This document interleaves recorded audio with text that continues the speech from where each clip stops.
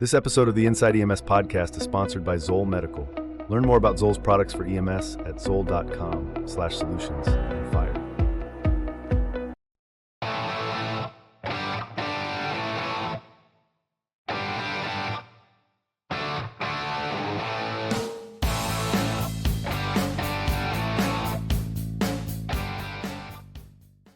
Well, here it is, and once again, it's time to go Inside EMS. I am your host, Chris Cebollero. I am flying solo today, as Kelly Grayson is on special assignment, doing what he does on special assignment. He never shares it with me. We've been in a relationship for almost 12 years, and he still keeps me on the outside of all those things. I'll have to bring that up with my therapist. But today, have I got a guest for you? Her name is Corey Carlson. She is the EMS segment lead. Let's call her the grant guru for Lexipol. And her specialty is working with the opioid legislation that really is going to bring some money into EMS. But Corey, I think before we start, I want to thank you for joining us on Inside EMS and becoming a regular guest. I think you need to be. Well, thank you so much for inviting me, Chris. I'm looking forward to it. So, we're talking about this legislation, right? This opioid settlement. What the heck does it mean? What is the background of this opioid settlement? Well, basically, in 2021, the federal attorney general put a lawsuit together. States had the opportunity to sign on if they wanted to or not sign on. In the beginning, every state before signed on, and some went against them themselves. But it was just a huge litigation settlement that basically sued manufacturers, distributors, pharmaceutical companies for the damage that the opioids have done and the overprescribing. I'm sure if anybody's watched any of the opioid specials, such as Dope Sick, it was very eye-opening to me. It was to me as well. I mean, it was crazy. Yeah. I mean, the fact when you just, they prescribe these pills and then these poor people get addicted and there's no way for them to get off. Right. So the original lawsuit was settled in 2021 for $26 billion that was going to be distributed nationwide. That money has grown to, as of yesterday, I looked it up, and that's currently at $56.9 billion. And that is not including the money that is still pending with Purdue and the Sackler family. So this thing just keeps rolling along. I mean, San Francisco's had a lot of their own lawsuits going against Walgreens, going against Walmart, et cetera. So that number is just going to grow. So the money gets settled in 2021. When do we start seeing the money? We just really started seeing it at the end of 2022, some of 2023. Some states have not even spent a dime. And the reason for that is because there is no set process. So every state can run the process the way they want it. Mm-hmm. Some of the states are doing an allocation. There is a formula basis.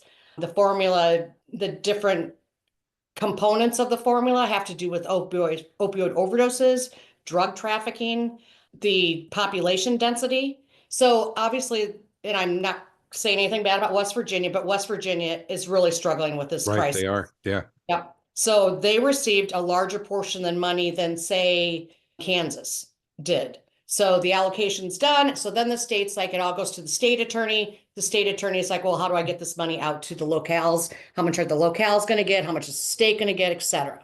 So some of the states have put portals together using a foundation, which, just to simplify it, it would be like, I live in the state of Minnesota. So if Minneapolis was going to get some funding, maybe they were going to work with the Minnesota Community Foundation to have put a grant process and a request process in effect so they could handle all the demands. Others are just running it through the Board of Commissioners.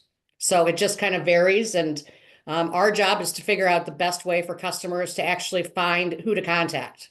Yeah, that's interesting. And that really goes to the question of allocation, right? So as we now start to think about that, as you mentioned, West Virginia has had a horrible time in this process of dealing with opioids. And this became the fifth vital sign in hospitals, right? So Yes. When we started to talk about patient satisfaction surveys, they were now handing out these opioid prescriptions as the fifth vital sign of asking people what your pain scale is now. But anyway, when we think about this, the different ways, are there different ways that funding will be allocated? There are. So there's a document that's called Exhibit E that was put together by the federal government. It is not an exhaustive list. And what that means to providers is that if it's not listed on that list, if you can create a line to how it's actually going to help. For instance, like canine dogs are not listed in that list. I Mhm. have seen departments get canine dogs for it. Oh, So they have interesting. to build the justification. This is kind of the same as the COVID and the CARES money. Honestly, when you get down to it, everybody's worried about the federal word of audit, right? That nobody wants to buy an airplane, or that they're going to have a hard time justifying that. And I've Sure. always been a person that puts a round peg in a round hole. Right. So if it makes sense for EMS agencies, it makes sense. We've seen multiple EMS items be funded. And that, again, that's another one of our jobs, is to draw that line so it's clear. It's not a job of a first responder to read legislation Right. Right. and figure out, like, where does this request fit under Exhibit E? That's what I do.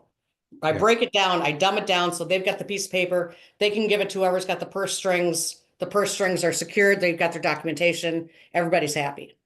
But where's the money going? I mean, is it going to the cities? Is it going to the counties? Is it going to the EMS agencies? I mean, so now and I think this is one of the challenges with grants, Corey, is that people don't really understand the specifics of when there's money available. And I think we're going to cover some of these things, but where does the money go? So the short answer is all of the above. So in some states, the state is holding, 50% of the money, and they're giving 50% to the counties and large cities. So if you're living in a county that does not have a large city, like, the Plain States, right? Most of that money is going to the counties because there isn't, like Iowa, they've got two big towns there, Mhm. right? Des Moines Yeah. and Cedar Rapids. That money's not flowing directly to them. It's going to the counties. So normally it's going to county city attorneys, county mayors, county board of supervisors.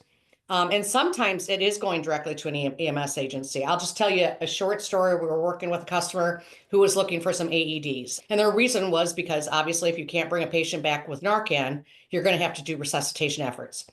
So they went to their admin, and the admin's like, well, we just received $25,000 in allocation of opioid funding. We just need to figure out how to spend it. So a lot of these people don't even know the question to ask to figure out where their money is. I mean, in the States, and I believe there's, at least a handful to two handfuls that are running it through grant portals.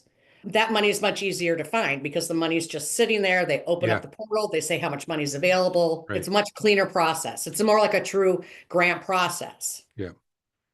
And I think that one of the things about when we deal with grants is that they're very, very intimidating, right? They So, are. and I hope you don't mind me calling you a grant guru, because this really is a specialty that we need to be able to have someone who is on our side that can help guide us in this process. And hence, that's why you're really here. But one of the things that usually happens, though, is it seems that it takes forever to secure this funding. I mean, what's this process and the deadlines and how does that all work, and how long does it take to get this money? Well, again, you're going to get the answer that I hate to give, but it's the accurate answer. It varies. So we've seen it turn around as quickly as 2 weeks. We've seen it take a year. So, Wow. like, say they're running a grant portal and the grant portal closed on February 15th, and you come and ask for how to go about it on February 20th. Well, we're going to probably try a different avenue to get the equipment that you need while still building your case for opioid funding. And the one thing with the opioid funding, especially for first responders and EMS agencies, this money is going to be flowing for at least 11 to 18 years. Right. So I think it's important for, build your case, make it a solid case, a comprehensive plan. Do you need mental health training for your responders? Because obviously some of these calls that they're going on are horrific. Yeah. And if you don't get it in year 2, go back in year 3 and just get your hand up. And once, it's kind of like the pot of gold, right? You go to it once and say, can I have this? And then you're like, ooh, I just figured out I needed some, chest compression devices, or I just figured out I needed training, or I needed manuals, or whatever it is. You can go back and be like, in order for us to combat this crisis, our project has expanded and these are the new priorities on our Yeah. list. Yeah, I mean, one of the things that I find very, very challenging is when we're applying for grant monies, it takes a lot of stuff. It takes a lot of proposal, or it has to be specifically written. And, when you think about this and proof and all this other stuff, what documentation is necessary? I mean, what do we need to, to request some of this money? Some of it's as simple as a 2-page letter. Okay. It honestly is, where you put down, here's who we are, here's what the situation is. Obviously, we normally try to put some opioid data in there. And we do manipulate that data. So, if we're looking at a location that's had 2 opioid deaths in 2020 and in 2024 they had 4, we're not going to use that number 2 and use that number 4. We're going to use a percentage to say we've had this percentage of increase. Then it basically is what the request is, have a quote from whatever equipment you're looking for, and then we provide the alignment to the reason we're requesting this is because this is the situation and this is how it meets Exhibit E. There's also supporting documentation. One of the NARC boxes, the DEA just came out with legislation that, that it's going to have to be automated. No more of the paper trails with this situation. So that's a great document. There's information from NIH, CDC, AHA on how to respond to an opioid call that just gives the request more validity to the person you're requesting the funding from. Yeah, and sometimes it's not necessarily just the documentation, right? I mean, there are other best practices that I think we have to be able to utilize as well to ensure that we can secure this funding. I mean, do you have any thoughts on what those best practices would be? Networking. In my opinion, I know that sometimes there's political unrest amongst different agencies and different political leaders. But if you can get the word out that you're seeking funding for this project to help the opioid crisis, whether or not there's any of that conflict, a lot of times it's oh, so the mayor said you're looking for this. The city administrator said you're looking for this. And I've had customers that's well, I don't know this guy, but I know Bob who knows that guy. And he normally has a beer with him on Thursday after they mow the lawn. So I'm just going to pop over there and just have a casual conversation. And it just builds more familiarity, because I think one of the problems with this funding at this time is there is no set process and everybody's just kind of riding by the seat of their pants trying to figure it out, and at the same time be very cautious. Originally, when the money first started coming out, we saw it go to very, very obvious choices: educational materials, treatment facilities, peer support groups. In the last couple of years, we've seen that expand to drug detectors, like I said, K9 units, cardiac monitors, ambulances, vehicles, support personnel for first responders, etc. And now we will pause a moment for a message from our sponsor. Zoll, an Asahi Kasei company, develops and markets medical devices and software solutions that help advance emergency care and save lives while increasing clinical and operational efficiency. To learn more, visit zoll.com. What about the numbers? I mean, this has been going on for a bit. So what are we seeing as far as funding that's available? And I know your answer is probably going to be it varies, because I think that you've hit on that already. But what's the most you've seen, the least you've seen? I mean, so is there a range? I mean, how do you even pick a number here? There's definitely a range. We've seen as small as $50,000. What I have kind of seen trending, and you can't hold me to this because, it's just on investigative purposes. Sure. It's normally allocated fairly similar. So if some area is getting $200,000 in 2023, they're going to get close to that amount in 2024. Now, what that means for this additional funding, the 56, it remains to be seen. Are they going to add that to the current allocation, or are they going to stretch this money out? It's just, it varies, and there is a lot of tracking devices. I personally track this every month for different grant opportunities that are open, different rolling ones, different amounts of money that are coming out. Most of them are trying to allocate at least 80% of the funds and not keep a lot for administrative. But of course, there is a little pocket of money that can go for road infrastructure. Oh, interesting. To me, that's a square in a round hole, but there's a loop to do that. Yeah, interesting. But I think that goes into other things, right? I mean, so now when we think about this, Can you know, EMS the provide, escalation of training domestic or violence, mental health of support? the scene And, being, I you know, have 'cause seen a this providers really being does funded. kind I of haven't seen play that type into of stuff. the, Point. you That's know, all. the That's mental all. Again, states that's of the because training paramedics is who are definitely dealing with outlined numerous these ways people get more opioid overdoses. and there's no kids as young as prevention, as 12 years old. questions You know, I mean, so is there an opportunity more to receive handoffs, more funding comfortable. I think for they're trying to get training time mental to health basically support build their staff? communities. I Yeah. do not have to say person's berries been on the beyond staff for question. at The least answer 10 is years. yes. Whether Warm he's a handoffs person in or the not, we don't hospital. know. It's actually There's a warm listed in handoff. Exhibit E, But, training to you know, when we social think about services, this from a etc. needs And standpoint, the mental health is, we have You know, so much. So let me obviously ask you you're this going to question want, then. And what's the if you're best way to seeking put training, those it's in? got to have an Are opioid we component. I think In the my best way opinion, is to go with the most obvious choice. programs I mean, to whether say it's year traumatic, one it'll so be drug this, year two it'll be detection, this, year opioid three it'll be safety, this, personnel or how safety, often can I a request the PPE. funding? Should You it know, be if every year they're that I'm actually only running doing a into year-long meth project? house I mean, or what's the whatever best that house practice could here? be. I am the opioid guru, but I'm not an my opioid attitude is make a queen, so I'm not comprehensive really sure what the proper project, tech, right? you know, have Is there a everything difference in those written out titles, and though? then Is there a real prioritize difference? There really is. So if 'Cause I your don't do project's going to be $1 million opioids. and Today, you know well, your no, county is only excuse me. getting $200,000 But anyway, so a I year, just think obviously it's, they're not going to be able to pay we for just it. have to So find break it down what into makes components the clear that they could sense. do. Say, Like a the ventilator, most important obviously makes thing for clear us to do is get sense. training for A our cardiac first monitor responders. makes The clear second sense. item on our A list is sprint vehicle AEDs. The makes third clear item on our A list is thumper or this. something if we So have it to is go basically a arrest. Yeah, I think multi-year, that makes sense. but So, it may but let not me ask you be this, though. I mean, funded so, you know, in we the talk same about year, if mental that health, makes we talk sense. about No, understood. resuscitation So if I equipment, make a narcotic equipment. multi-year, that's a $5 Are there million best project, practices out there I may get 1 that are million getting 1 year, funded 2 that million the maybe next we year, 3 can million to make that copy, you know, or or maybe whatever, we can whatever the bring the 1 plus similar 1 numbers programs are. Yes, into it? I mean, so exactly. when we think And about what's especially been for funded to personnel, date, right? can you share some of those programs around the United States? Yeah, so I track all that stuff on a daily basis, or well, not a daily, on a weekly basis, and the programs vary far and wide. And so what we try to do, so one of the first states that funded cardiac monitors was Rhode Island. So we took that blurb, right? It's public knowledge, and we attached that to every other department that was looking for cardiac monitors. We Okay. did the same thing for chest compression devices. You know, we said it has been funded in this state, and this state, and this state. And since all states are running under Exhibit E, if one state's doing it and there's no backlash, you know, Ohio's going to be like, oh, well, if Rhode Island can do it, we can do it. Right. Yeah.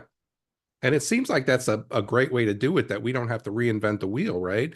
So when we think about your position, when we think about you being here on Inside EMS, as you're watching this for us, how can you help us? I mean, so you think about this, even from a Lexipol standpoint, our parent company of the Inside EMS podcast, EMS One, how can Lexipol help EMS organizations obtain this money? Well, once the EMS organization finds out what they need, correct? What their product category is. Obviously, all of our product categories and all our sponsors are listed on the website. So if you say, you know, I really need some video laryngoscopes, and Carl Stores is one of our sponsors, you fill out the form. We engage with you within 24 to 48 hours. You get contacted by our customer success manager. Tell them what the project is, what the size of the project is. The customer service success manager hands it off to me. I do the research. We set up a consult call. We go over what your project is, what you know about what's going on, if you know anything. You know, some customers have some visibility, some people do not have any visibility. And then we just take the next steps. Well, this is what we recommend. And our whole goal at Lexipol with the grant program is to get your project funded no matter what. So I'm a big pivot person, right? If you go down one avenue and that thing closed on February 15th, like we talked about earlier, well, we're going to try a different avenue, but we're not going to leave that avenue alone. Yeah. We'll just come back to it with a different project. I think that makes perfect sense. And I'm sure that we have to determine eligibility in this process, right? What's Yep. the best way, or how do EMS agencies start looking at the best way, or how can EMS agencies determine if they're eligible for this grant? As far as I have seen, there is nothing that states that normally private EMS agencies cannot apply for grant funding, right? They have to have a 501c3 status, or they've got to be non-for-profit. That is not true in this scenario. The service area, your call volume, your situation with the opioid crisis, that's more the determinant than the eligibility and what type of service you are. Interesting. Really helpful. So what do you think is the biggest secret? I mean, you're the grant guru. Let's call you the grant guru, and you're really kind of looking out for EMS in this process. And again, you know, I kind of said it at the top of the show. you're probably one of these people that we need to have on regularly to bring us up to date on what's going on from a grant standpoint, especially when you talk about $56 billion that's going to be put across the United States. And as you even just mentioned a few minutes ago, privates are usually out of this, right? But this is something that they can put in for themselves. What's the secret here now for us to get into this process and make this happen for our agencies? Because I think that we have to be creative in what we can do and things that have happened in our career field. And I think I'm babbling right now. So what's the best secret to put us into this position to get some of this grant money? I think just get started, one foot in front of the other, honestly. You've got a need, you can't fulfill that need. You don't want to go down the grant process. I'm not saying anything negative about our federal government, but I've written plenty of federal grants and they are a pain in the you-know-where. This process is much simpler. Like I said earlier, sometimes it's a 2 or 3 page document. You have to understand, these people are not grant people that are handing out this money. They're like the sheriff. They're like the hospital coordinator for, mental health. They don't want to get in the weeds in this stuff. So they're making these questions as concise as possible, as clear as possible, so they can just say, oh, this fits. We're done. Interesting. Very cool. Well, I got to tell you, we've covered a lot of stuff, man. And I think that there are more things that we need to be able to get to. But if people want to get started, what's the best way they can do that? I would go to the Lexipol website. Okay. And just start from there, fill out the stuff. Good. Start with the forms. The forms are very simple. And it's basically, it's just so we have a little bit, so we can respond in a way that's beneficial to you. So we don't have to ask you all the stupid questions like, well, what's your service area? What are you looking for? It just starts from there. Yeah. Yeah. So just the basics. So, Corey, I mean, I'm sure I missed a lot of stuff. I mean, we did this, very, very quickly. We're in 30 minutes. But if you're going to have a final thought for the people who are listening, what do you share with them about this topic that maybe we didn't cover? I would say get in line. I mean, honestly, I used to be in sales at one time, and then I worked for a nonprofit, and my attitude was every no gets me closer to a yes.